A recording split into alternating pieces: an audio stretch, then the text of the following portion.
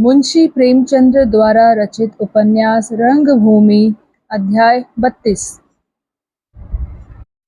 सूरदास के मुकदमे का फैसला सुनने के बाद इंद्रदत्त चले तो रास्ते में प्रभु सेवक से मुलाकात हो गई। बातें होने लगी। इंद्रदत्त बोला, तुम्हारा क्या विचार है, सूरदास निर्दोष है या नहीं? प्रभु सेवक बोला, सर्वथा निर्दोष। मैं तो आज उसकी साधुता पर कायल हो गया। फैसला सुनाने के वक्त तक मुझे विश्वास था कि अंधी ने जरूर इस औरत को बहकाया है, मगर उसके अंतिम शब्दों ने जादू का सा असर किया। मैं तो इस विषय पर एक कविता लिखने का विचार कर रहा हूँ। इंद्रदत्त बोला, केवल कविता लिख डालने से काम न चलेगा। राजा साहब की पीठ में धूल लगानी पड़ेगी। उन्हें यह संतोष न होने देना चाहिए कि मैंने अंधे से चक्की पिसवाई। वह समझ रहे होंगे कि अंधा रुपए कहाँ से लाएगा। दोनों पर 300 रुपए का जुर्माना हुआ है। हमें किसी तरह से जुर्माना आज ही अदा करना चाहिए। सूरदास जेल से निकले तो सारे शहर में उसका जुलूस निकालना चाहिए। इसके लिए 200 रुपए की और जरूरत होगी। कुल 500 रुपए हो तो काम चल जाए। बोलो, देते हो? प्रभु सेवक बोला, जो उचित समझो लिख लो। इंद्रदत्त बोला, तुम 50 रुपए बिना कष्ट के दे सकते हो? प्रभु सेवक बोला, और तुमने अपने नाम कितना लिखा है? इंद्रदत्त बोला, मेरी हैसियत 10 रुपए से अधिक देने की नहीं। रानी जानवी से 100 रुपए ले लूंगा। कुंवर साहब ज्यादा नहीं तो 10 रुपए दे ही देंगे। जो कुछ कमी रह जाएगी वह दूसरों से मांग ली जाएगी। संभव है डॉक्टर गांगुली सब रुपए खुद ही दे दे, किसी से मांगना ही ना पड़े। प्रभु सेवक बोला, सूरदास के मोहल्ले वालों से भी कुछ मिल जाएगा। इंद्रदत्त बोला, उसे सारा शहर जानता है। उसके नाम पर 2-4 हजार रुपए मिल सकते हैं, पर इस छोटी सी रकम के लिए मैं दूसरों को कष्ट नहीं देना चाहता। यों बात करते हुए दोनों आगे बढ़े तो सहसा इंदु अपनी फिटन पर आती हुई दिखाई दी। इंद्रदत्त को देखकर रुक गई और बोली, तुम कब लौटे? मेरे यहाँ नहीं आए? इंद्रदत्त बोला, आप आकाश पर हैं, मैं पाताल में हूँ। क्या बातें हो? इंदु बोली, आओ बैठ जाओ, तुमसे बहुत सी बातें करनी है। इंद्रदत्त फिटन पर जा बैठा। प्रभु सेवक ने जेब से 50 रुपए का एक नोट निकाला और चुपके से इंद्रदत्त के हाथ में रखकर क्लब को चल दिए। इंद्रदत्त बोला, अपने दोस्तों से भी कहना। प्रभु सेवक बोला, नहीं भाई, मैं इस काम का नहीं हूँ, मुझे मांगना नहीं आता। कोई देता भी होगा तो मेरी सूरत देखकर मुट्ठी बंद कर लेगा। इंद्रदत्त इंदु से बोला, आज तो यहाँ खूब तमाशा हुआ। इंदु बोली, मुझे तो ड्रामा का सा आनंद आया। सूरदास के विषय में तुम्हारा क्या ख्याल है? इंद्रदत्त बोला, मुझे तो वह निष्कपट, सच्चा, सरल मनुष्य मालूम होता है। इंदु बोली, बस बस यही मेरा भी विचार है। मैं समझती हूँ उसके साथ अन्याय हुआ। फैसला सुनाते वक्त तक मैं उसे अपराधी समझती थी, पर उसकी अपील ने मेरे विचार में काया पलट कर दी। मैं अब तक उसे मक्कार, धूर्त, रंगा हुआ सियार समझती थी। उन दिनों उसने हम लोगों को कितना बदनाम किया, तभी से मुझे उससे घृणा हो गई थी। मैं उसे मजा चखाना चाहती थी, लेकिन आज ज्ञात हुआ कि मैंने उसके चरित्र को समझने में भूल की। वह अपनी धुन का पक्का, निर्भीक, निष्प्रह, सत्यनिष्ठ आदमी है, किसी से दबना नहीं जानता। इंद्रदत्त बोला, तो इस सहानुभूति को क्रिया के रूप में भी लाइएगा। हम लोग आपस में चंदा करके जुर्माना अदा कर देना चाहते हैं। आप भी इस सत्कार्य में योग देंगी? इंदु ने मुस्कुराकर कहा, मैं मौखिक सहानुभूति ही काफी समझती हूँ। इंद्रदत्त बोला, आप ऐसा कहेंगी तो मेरा यह विचार पुष्ट हो जाएगा कि हमारे रईसों में नैतिक बल नहीं रहा। हमारे राव रईस हर एक उचित और अनुचित कार्य में अधिकारियों की सहायता करते रहते हैं, इसलिए जनता का उन पर से विश्वास उठ गया है। वह उन्हें अपना मित्र नहीं शत्रु समझती है। मैं नहीं चाहता कि आपकी गणना भी उन्हीं रईसों में हो। कम से कम मैंने आपको अब तक उन रईसों से अलग समझा है। इंदु ने गंभीर भाव से कहा, इंद्रदत्त, मैं ऐसा क्यों कर रही हूँ इसका कारण तुम जानते हो। राजा साहब सुनेंगे तो उन्हें कितना दुख होगा। मैं उनसे छिपकर कोई काम नहीं करना चाहती। इंद्रदत्त बोला, राजा साहब से इस विषय में अभी मेरी बातचीत नहीं हुई, लेकिन मुझे विश्वास है कि उनके भाव भी हम ही लोगों जैसे होंगे। उन्होंने इस वक्त कानूनी फैसला दिया है। सच्चा फैसला उनके हृदय ने किया होगा।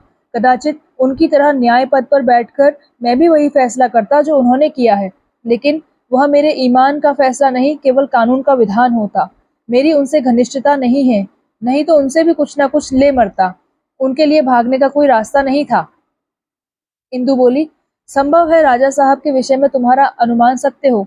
मैं आज उनसे पूछूंगी। इंद्रदत्त बोला, पूछिए, मुझे भय है कि राजा साहब इतनी आसानी से ना खुलेंगे।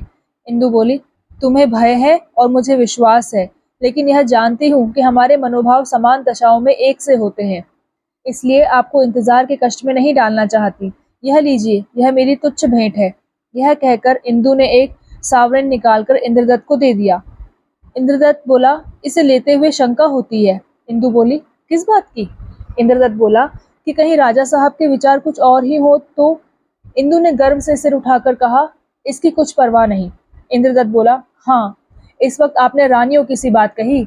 यह सावरेन सूरदास की नैतिक विजय का स्मारक है। आपको अनेक धन्यवाद। अब मुझे आज्ञा दीजिए, अभी बहुत चक्कर लगाना है। जुर्माने के अतिरिक्त और जो कुछ मिल जाए उसे अभी नहीं छोड़ना चाहता। इंद्रदत्त उतरकर जाना ही चाहते थे कि इंदु ने जेब से दूसरा सावरेन निकालकर कहा, यह लो, शायद इससे तुम्हारे चक्कर में कुछ कमी हो जाए। इंद्रदत्त ने सावरेन जेब में रखा और खुश खुश चले, लेकिन इंदु कुछ चिंतित सी हो गई। उसे विचार आया, कहीं राजा साहब वास्तव में सूरदास को अपराधी समझते हो तो मुझे जरूर आड़े हाथों लेंगे। खैर, जो होगा, मैं इतना दबना भी नहीं चाहती। मेरा कर्तव्य है सत्कार्य में उनसे दबना। अगर कुविचार में पढ़कर वह प्रजा पर अत्याचार करने लगे तो मुझे उनसे मतभेद रखने का पूरा अधिकार है।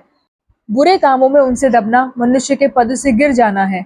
मैं पहले मनुष्य हूँ, पत्नी, माता, बहन, बेटी पीछे। इंदु इन्हीं विचारों में मग्न थी कि मिस्टर जॉन सेवक और उनकी स्त्री मिल गई। जॉन सेवक ने टोप उतारा। मिसेस सेवक बोली, हम लोग तो आप ही की तरफ जा रहे थे। इधर कई दिन से मुलाकात ना हुई थी, जी लगा हुआ था। अच्छा हुआ राह में मिल गई। इंदु बोली, जी नहीं, मैं राह में नहीं मिली। यह देखिए जाती हूँ, आप जहाँ जाती हैं वहीं जाइए। जॉन सेवक बोले, मैं तो हमेशा कॉम्प्रोमाइज पसंद करता हूँ। यह आगे पार्क आता है, आज बैंड भी होगा, वहीं जा बैठे। इंदु बोली, वह कॉम्प्रोमाइज पक्षपात रहित तो नहीं है, लेकिन खैर। पार्क में तीनों आदमी उतरे और कुर्सियों पर जा बैठे। इंदु ने पूछा, सोफिया का कोई पत्र आया था? मिसेस सेवक बोली, मैंने तो समझ लिया कि वह मर गई। मिस्टर क्लार्क जैसा आदमी उसे न मिलेगा। जब तक यहाँ रही टाल मटोल करती रही, वहां जाकर विद्रोहियों से मिल बैठी। ना जाने उसकी तकदीर में क्या है। क्लार्क से संबंध ना होने का दुख मुझे हमेशा रुलाता रहेगा। जॉन सेवक बोले, मैं तुमसे 1000 बार कह चुका, वह किसी से विवाह ना करेगी। वह दाम्पत्य जीवन के लिए बनाई ही नहीं गई। वह आदर्शवादिनी है और आदर्शवादी सदैव आनंद के स्वप्न ही देखा करते हैं। उसे आनंद की प्राप्ति नहीं होती। अगर कभी विवाह करेगी भी तो कुंवर विनय सिंह से। मिसेस सेवक बोली, तुम मेरे सामने कुंवर विनय सिंह का नाम न लिया करो। क्षमा कीजिएगा रानी इंदु, मुझे ऐसे बेजोड़ और अस्वाभाविक विवाह पसंद नहीं। जॉन सेवक बोले, पर ऐसे बेजोड़ और अस्वाभाविक विवाह कभी कभी हो जाते हैं। मिसेस सेवक बोली, मैं तुमसे कह देती हूँ, और रानी इंदु आप गवाह रहिएगा कि सोफी की शादी कभी विनय सिंह से ना होगी। जॉन सेवक बोले, आपका इस विषय में क्या विचार है रानी इंदु? दिल की बात कहिएगा। इंदु बोली, मैं समझती हूँ लेडी सेवक का अनुमान सत्य है। विनय को सोफी से कितना ही प्रेम हो, पर वह माताजी की इतनी उपेक्षा ना करेंगे। माताजी जैसी दुखी स्त्री आज संसार में ना होगी। ऐसा मालूम होता है उन्हें जीवन में अब कोई आशा ही नहीं रही। नित्य गुमसुम रहती हैं। अगर किसी ने भूल कर भी विनय का जिक्र छेड़ दिया तो मारे क्रोध के उनकी त्योरियां बदल जाती हैं। अपने कमरे से विनय का चित्र उतरवा डाला है। उनके कमरे का द्वार बंद करा दिया है। न कभी आप उसमें जाती हैं, न और किसी को जाने देती हैं। और मिस सोफिया का नाम ले लेना तो उन्हें चुटकी काट लेने के बराबर है। पिताजी को भी स्वयं सेवकों की संस्था से अब कोई प्रेम नहीं रहा। जाति कामों से उन्हें कुछ अरुचि हो गई है। आज बहुत अच्छी साइड से घर से चली थी। वह डॉक्टर गांगुली चले आ रहे हैं। कहिए डॉक्टर साहब, शिमले से कब लौटे? गांगुली बोले, सर्दी पड़ने लगी, अब वहां से सब कोई कूच हो गया। हम तो अभी आपकी माताजी के पास गया। कुंवर विनय सिंह के हाल पर उनको बड़ा दुख है। जॉन सेवक बोला, अब की तो आपने काउंसिल में धूम मचा दी। गांगुली बोला, हाँ, अगर वहां भाषण करना, प्रश्न करना, बहस करना काम है तो आप हमारा जितना बड़ाई करना चाहता है करें, पर मैं उसे काम नहीं समझता। यह तो पानी चारना है। काम उसको कहना चाहिए जिससे देश और जाति का कुछ उपकार हो। ऐसा तो हमने कोई काम नहीं किया। हमारा तो अब वहां मन नहीं लगता। पहले तो सब आदमी एक नहीं होता, और कभी हो ही गया तो गवर्नमेंट हमारा प्रस्ताव खारिज कर देता है। हमारा मेहनत खराब जाता है। यह तो लड़कों का खेल है। हमको नए कानून से बड़ी आशा थी, पर 3-4 साल उसका अनुभव करके देख लिया कि इससे कुछ नहीं होता।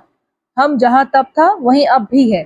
मिलिट्री का खर्च बढ़ता जाता है। उस पर कोई शंका प्रकट करे तो सरकार बोलता है, आपको ऐसा बात नहीं करना चाहिए। बजट बनाने लगता है तो हर एक आइटम में 2-4 लाख ज्यादा लिख देता है। हम काउंसिल में जब जोड़ देता है तो हमारा बात रखने के लिए वही फालतू रुपया निकाल देता है। मेंबर खुशी के मारे फूल जाता है। हम जीत गया, हम जीत गया। पूछो तुम क्या जीत गया? तुम क्या जीतेगा? तुम्हारे पास जीतने का साधन ही नहीं है। तुम कैसे जीत सकता है? कभी हमारे बहुत जोर देने पर किफायत किया जाता है तो हमारे ही भाइयों का नुकसान होता है। जैसे अब की हमने पुलिस विभाग में 5 लाख काट दिया, मगर यह कमी बड़े बड़े हाकिमों के भत्तों या तलब में नहीं किया गया। बेचारा चौकीदार, कांस्टेबल, थानेदार का तलब घटावेगा, जगह तोड़ेगा। इससे अब किफायत का बात कहते हुए भी डर लगता है कि इससे हमारे ही भाइयों का गर्दन कटता है। सारा काउंसिल जोर देता रहा कि बंगाल की बाढ़ के सताए हुए आदमियों के सहायतार्थ 20 लाख मंजूर किया जाए। सारा काउंसिल कहता रहा कि मिस्टर क्लार्क का उदयपुर से बदली कर दिया जाए, पर सरकार ने मंजूर नहीं किया। काउंसिल कुछ नहीं कर सकता, एक पत्ती तक नहीं तोड़ सकता। आदमी काउंसिल को बना सकता है, वही उसको बिगाड़ भी सकता है। भगवान जिलाता है तो भगवान ही मारता है। काउंसिल को सरकार बनाता है और वह सरकार के मुट्ठी में है। जब जाति द्वारा काउंसिल बनेगा तब उससे देश का अकल्याण होगा। यह सब जानता है, पर कुछ ना करने से कुछ करते रहना अच्छा है। मरना भी मरना है और खाट पर पड़े रहना भी मरना है, लेकिन एक अवस्था में कोई आशा नहीं रहता, दूसरी अवस्था में कुछ आशा रहता है। बस इतना ही अंतर है और कुछ नहीं। इंदु ने छेड़कर पूछा, जब आप जानते हैं कि वहां जाना व्यर्थ है तो क्यों जाते हैं? क्या आप बाहर रुककर कुछ नहीं कर सकते? गांगुली हंसकर बोले, यही तो बात है इंदु रानी, हम खाट पर पड़ा है, हिल नहीं सकता, बात नहीं कर सकता, खा नहीं सकता। लेकिन बाबा, यमराज को देखकर हम तो उठ भागेगा, रोएगा कि महाराज कुछ दिन और रहने दो। हमारा जिंदगी काउंसिल में गुजर गया, अब कोई दूसरा रास्ता नहीं दिखाई देता। इंदु बोली, मैं तो ऐसी जिंदगी से मर जाना बेहतर समझूं। कम से कम यह तो आशा होगी कि कदाचित आने वाला जीवन इससे अच्छा हो। गांगुली हंसकर बोले, हमको कोई कह दे कि मरकर तुम फिर इसी देश में आएगा और फिर काउंसिल में जा सकेगा, तो हम यमराज से बोलेगा, बाबा जल्दी कर, पर ऐसा तो कहता नहीं।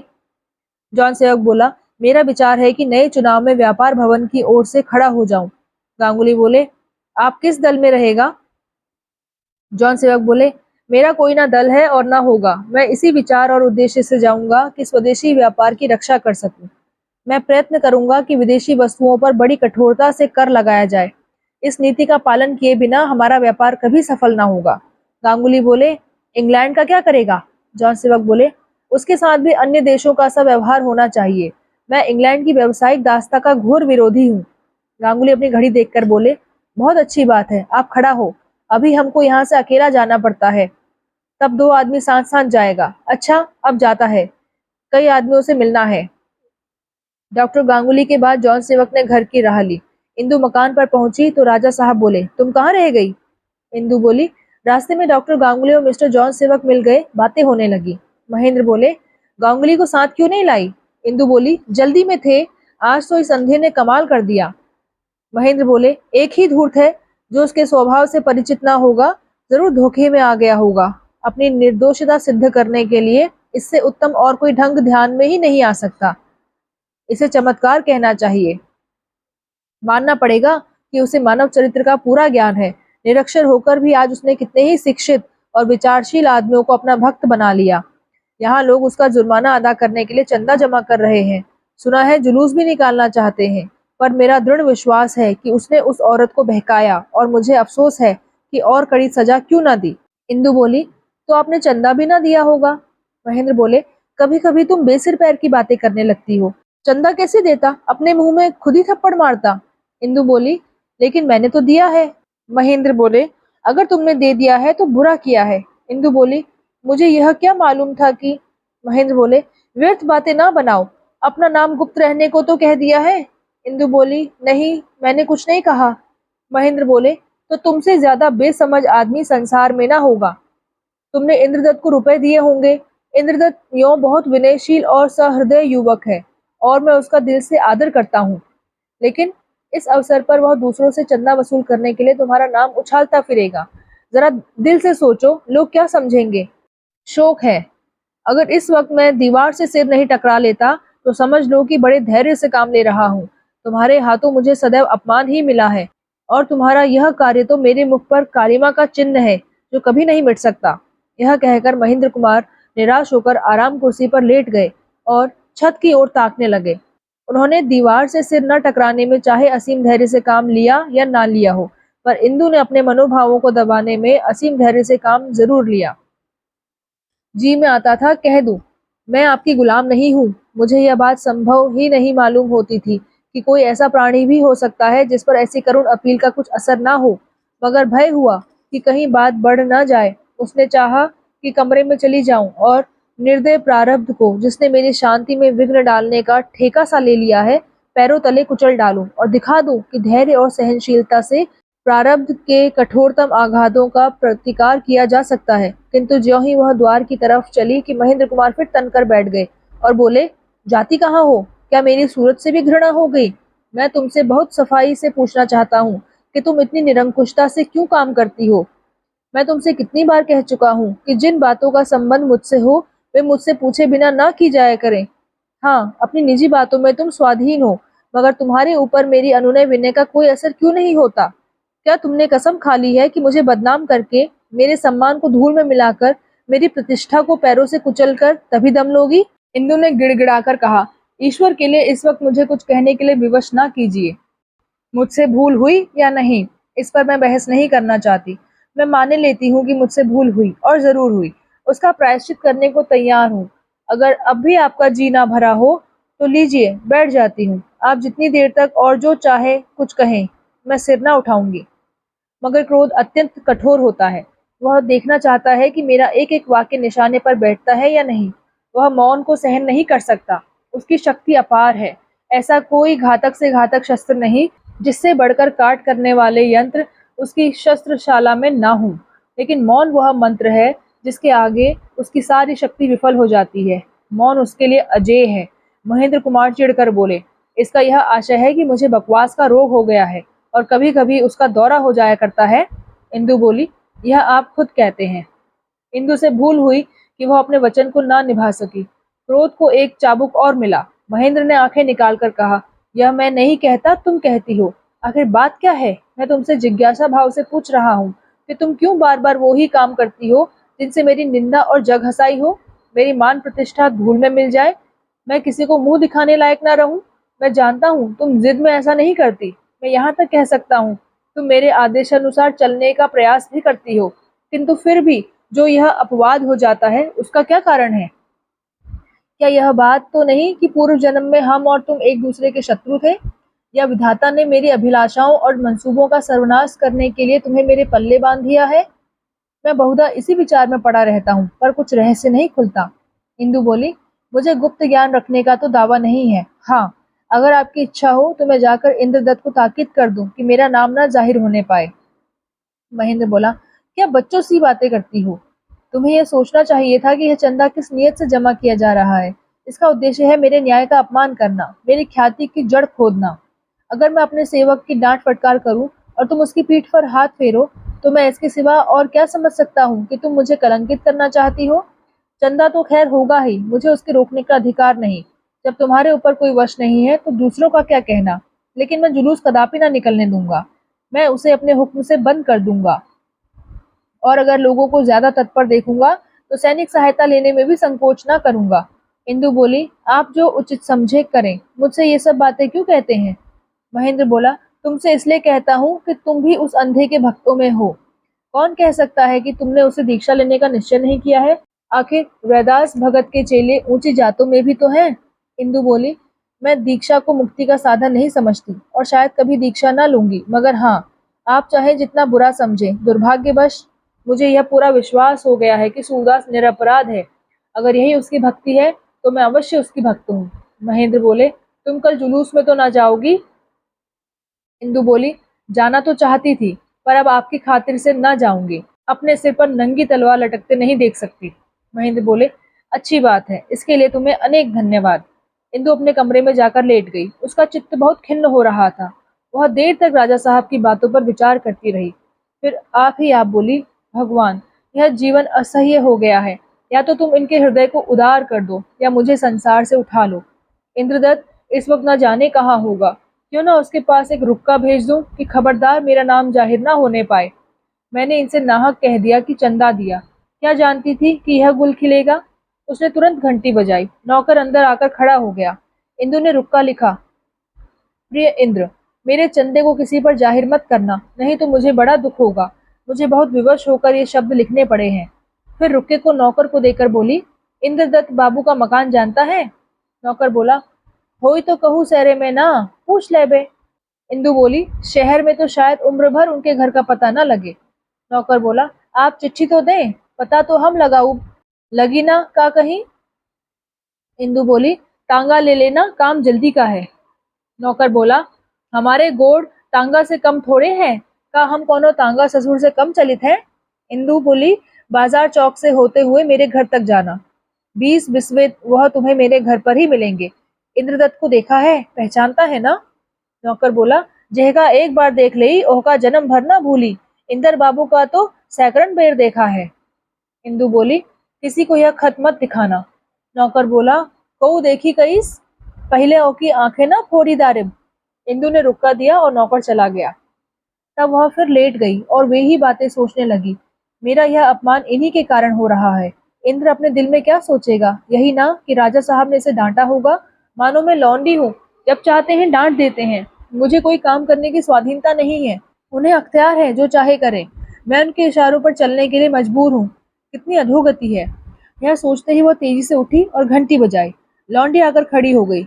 इंदु बोली, देख भीखा चला तो नहीं गया, मैंने उसे एक रुक्का दिया है, जाकर उससे वह रुक्का मांग ला।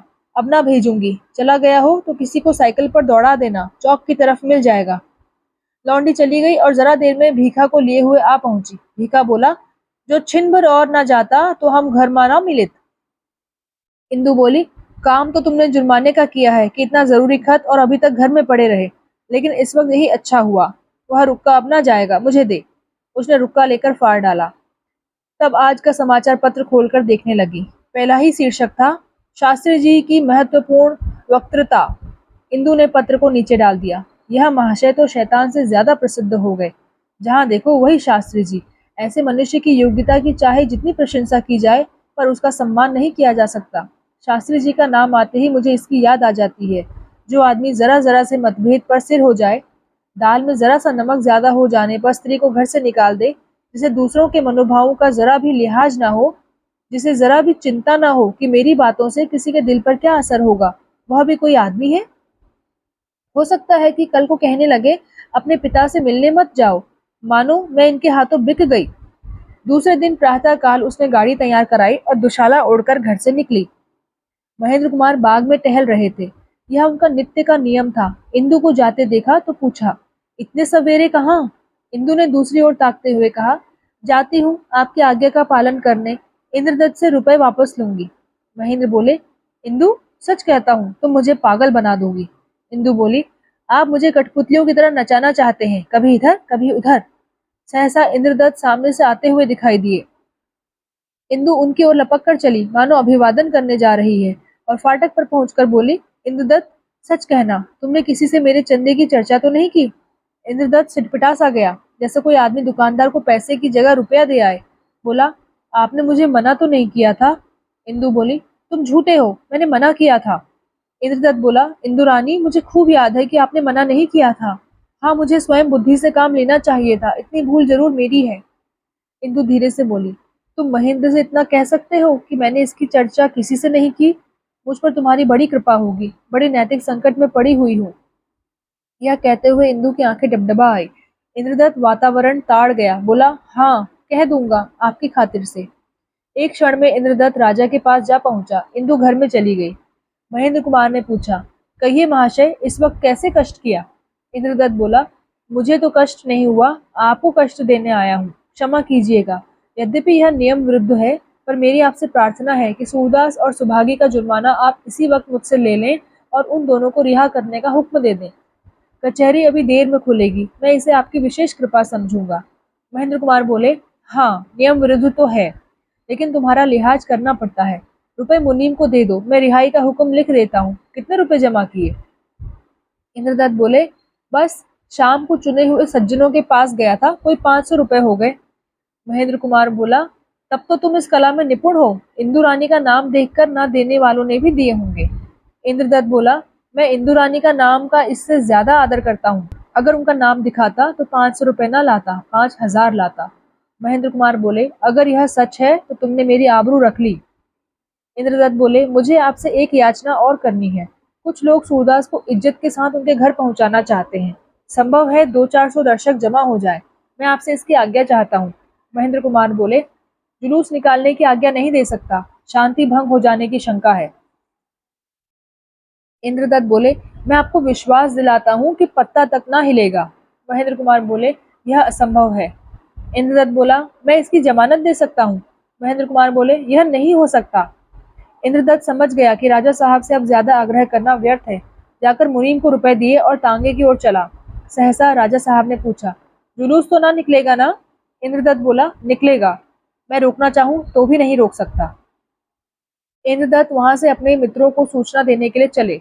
जुलूस का प्रबंध करने में घंटों की देर लग गई। इधर उनके जाते ही राजा साहब ने जेल के दारोगा को टेलीफोन कर दिया कि सूरदास और सुभागी को छोड़ दिया जाए और उन्हें बंद गाड़ी में बैठाकर उनके घर पहुंचा दिया जाए। जब इंद्रदत्त सवारी बाजे आदि लिए हुए जेल पहुंचे तो मालूम हुआ पिंजरा खाली है।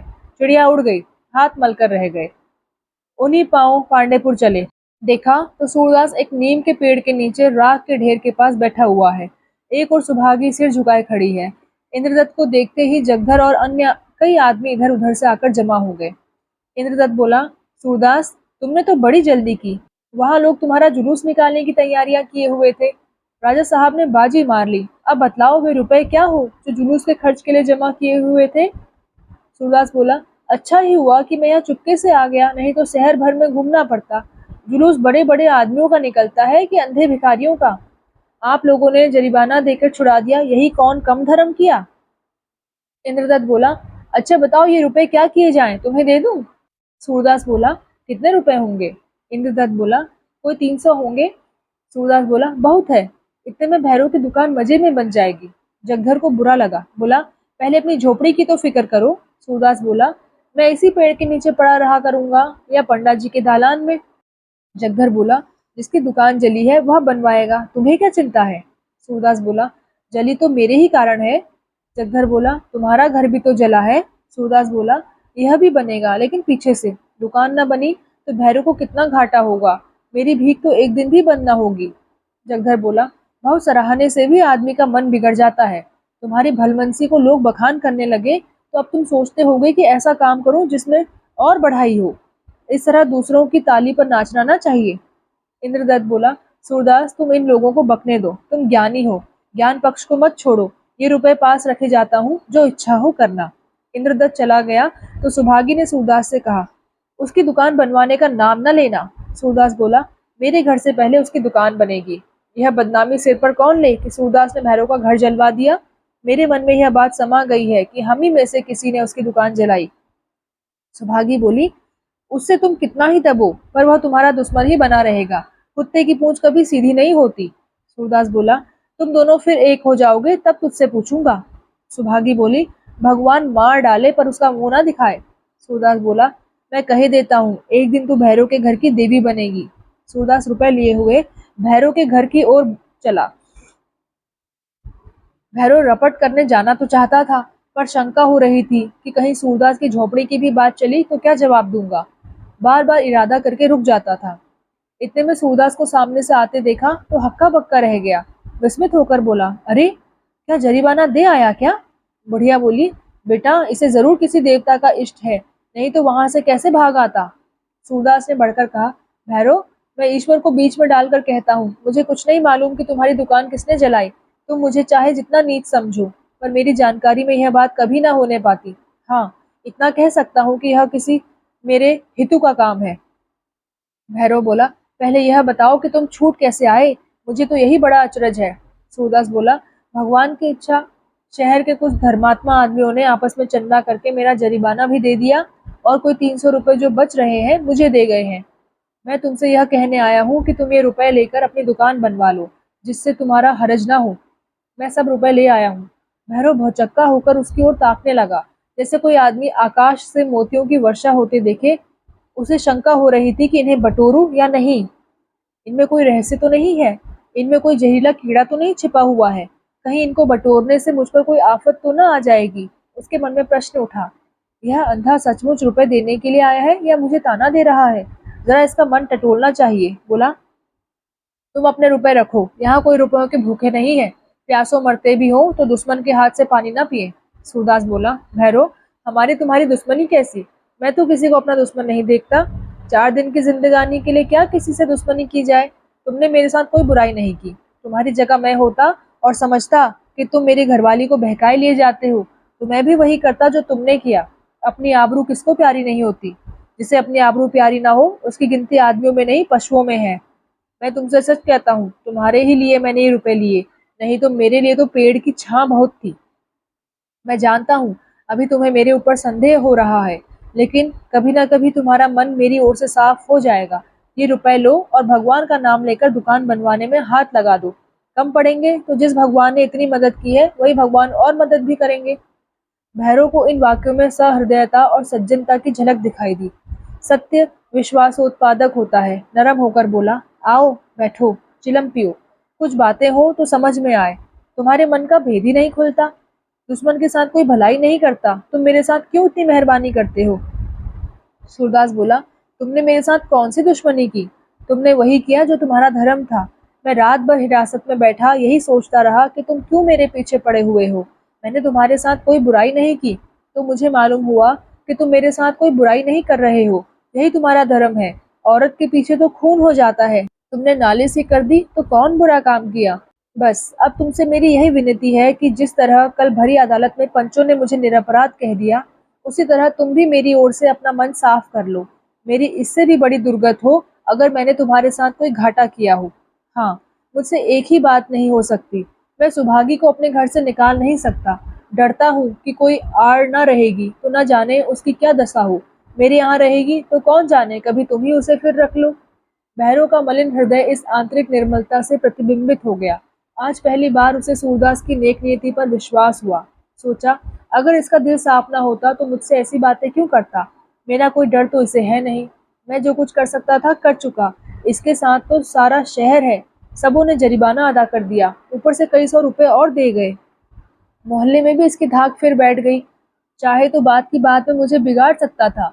नीयत साफ न होती तो अब सुभागी के साथ आराम से रहता। अंधा है, अपाहिज है, भीख मांगता है, पर उसकी कितनी मर्जाद है। बड़े बड़े आदमी आवभगत करते हैं। मैं कितना अधम नीच आदमी हूँ। पैसे के लिए रात दिन दगा फरेब करता रहता हूँ। कौन सा पाप है जो मैंने नहीं किया? इस बेचारे का घर जलाया, एक बार नहीं 2 बार इसके रुपए उठा ले गया। यह मेरे साथ नेकी ही करता चला आया है। सुभागी के बारे में मुझे शक ही शक था। अगर कुछ नीयत बद होती तो इसका हाथ किसने पकड़ा था? सुभागी को खुले खजाने रख लेता। अब तो अदालत कचहरी का भी डर नहीं रहा। यह सोचता हुआ वह सूरदास के पास आकर बोला, सूरे, अब तक मैंने तुम्हारे साथ जो बुराई भलाई की उसे माफ करो। आज से अगर तुम्हारे साथ कोई बुराई करूं तो भगवान मुझसे समझे। ये रुपए मुझे मत दो, मेरे पास रुपए हैं, ये भी तुम्हारे ही रुपए हैं। दुकान बनवा लूंगा। सुभागी पर भी मुझे अब कोई संदेह नहीं रहा। मैं भगवान को बीच में डालकर कहता हूँ, अब मैं कभी उसे कोई कड़ी बात तक न कहूँगा। मैं अब तक धोखे में पड़ा हुआ था। सुभागी मेरे यहाँ आने की तुम्हारी बात को मना तो नहीं करेगी? सूरदास बोला, राजी ही है, बस उसे यही डर है कि तुम फिर मारने पीटने लगोगे। भैरव बोला, सूरे, अब मैं उसे भी पहचान गया। मैं उसके जोग नहीं था। उसका ब्याह तो किसी धर्मात्मा आदमी से होना चाहिए था। फिर धीरे से बोला, आज तुमसे कहता हूँ, पहली बार भी मैंने ही तुम्हारे घर में आग लगाई थी और तुम्हारे रुपए चुराए थे। सूरदास बोला, उन बातों को भूल जाओ भैरव, मुझे सब मालूम है। संसार में कौन है जो कहे कि मैं गंगा जल हूँ? जब बड़े बड़े साधु सन्यासी मोह माया में फंसे हुए हैं तो हमारी तुम्हारी क्या बात है? हमारी बड़ी भूल यही है कि खेल को खेल की तरह नहीं खेलते। खेल में धांधली करके कोई जीत ही जाए तो क्या हाथ आएगा? खेलना तो इस तरह चाहिए कि निगाह जीत पर रहे, पर हार से घबराए नहीं, ईमान को ना छोड़ें। जीत कर इतना ना इतराएं कि अब कभी हार होगी ही नहीं। यह हार जीत तो जिंदगानी के साथ है। हाँ, एक सलाह की बात कहता हूँ, तुम ताड़ी की दुकान छोड़कर कोई दूसरा रोजगार क्यों नहीं करते? भैरव बोला, जो कहो वो करूँ। यह रोजगार खराब है। रात दिन जुआरी, चोर, बदमाश आदमियों का ही साथ रहता है। उन्हीं की बातें सुनो, उन्हीं के ढंग सीखो। अब मुझे मालूम हो रहा है कि इस रोजगार ने मुझे चौपट किया। बताओ क्या करूं? सूरदास बोला, लकड़ी का रोजगार क्यों नहीं कर लेते? बुरा नहीं है। आजकल यहाँ परदेसी बहुत आएंगे, बिक्री भी अच्छी होगी। जहाँ ताड़ी की दुकान थी वहीं एक बाड़ा बनवा दो और इन रुपयों से लकड़ी का काम करना शुरू कर दो। भैरव बोला, बहुत अच्छी बात है, मगर ये रुपए अपने पास ही रखो। मेरे मन का क्या ठिकाना, रुपए पाकर कोई और बुराई ना कर बैठूं। मेरे जैसे आदमी को तो कभी आधे पेट के सिवा भोजन ना मिलना चाहिए। पैसे हाथ में आए और सनक सवार हुई। सूरदास बोला, मेरे घर ना द्वार, रखूंगा कहाँ? भैरव बोला, इससे तुम अपना घर बनवा लो। सूरदास बोला, तुम्हें लकड़ी की दुकान से नफा हो तो बनवा देना। भैरव बोला, सुभागी को समझा दो। सूरदास बोला, समझा दूंगा। सूरदास चला गया। भैरव घर गया तो बुढ़िया बोली, तुझसे मेल करने आया था ना? भैरव बोला, हाँ, क्यों ना मेल करेगा, मैं बड़ा लाट हूं ना। बुढ़ापे में तुझे और कुछ नहीं सूझता। यह आदमी नहीं, साधु है।